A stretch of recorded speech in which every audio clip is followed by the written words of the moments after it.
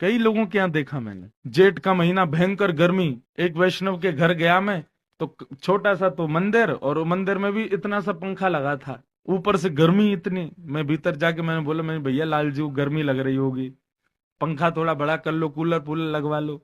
अरे महाराज जी, जगत नियंता जगदाधार पूरे विश्व को बनाने वाले सूर्य चंद्र भी जिनसे प्रकाश लेते हैं, उनको कभी गर्मी लग सकती है? मैंने कहा भैया देखो, इस नाते से तो भगवान को आपके घर में रहने की भी जरूरत नहीं है, पूरा विश्व भगवान का, छोड़े आओ इनको, काय को लिया है घर में? अगर आपको यही नाता लगता है ठाकुर जी का कि ठाकुर जी को किसी से प्रकाश लेने की आवश्यकता नहीं, गर्मी सर्दी उनको लग, तो आपके घर में रहने की भी उनको जरूरत नहीं है।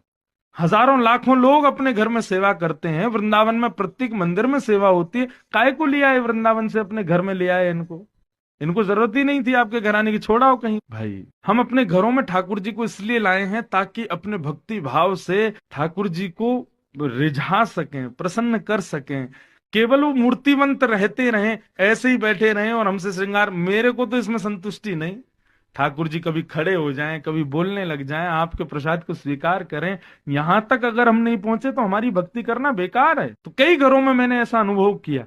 एक एक घर की तो बात ही सुनो, माता जी महीने में एक बार ठाकुर जी की पोशाक बदलती थी बस, और एक बार भी पोशाक बदलती थी तो उसमें भी क्या करती थी, जैसे कि रविवार का दिन महीने में एक दिन ढूंढती थी, सब घर के लोग अपने अपने कामों पे चले गए, उसके बाद में बड़ी परात लेती और उसमें पानी भर के मंदिर में ले जाती, अपने ठाकुर जी के सब पोशाक वोशाक उतारी, 10-15 ठाकुर जी के स्वरूप, शंकर जी अलग, ब्रह्मा जी अलग, ये अलग वो अलग, सबको एक संग टब में बैठाया, और महाराज लगे साबुन से रगड़ने ठाकुर जी को, पियर सोप से ठाकुर जी नहा रहे हैं। उन माँ को स्वप्न में ठाकुर जी दिखे, और कैसे दिखे पता है? ठाकुर जी के अंग प्रत्यंगों पर घाव का दर्शन हुआ।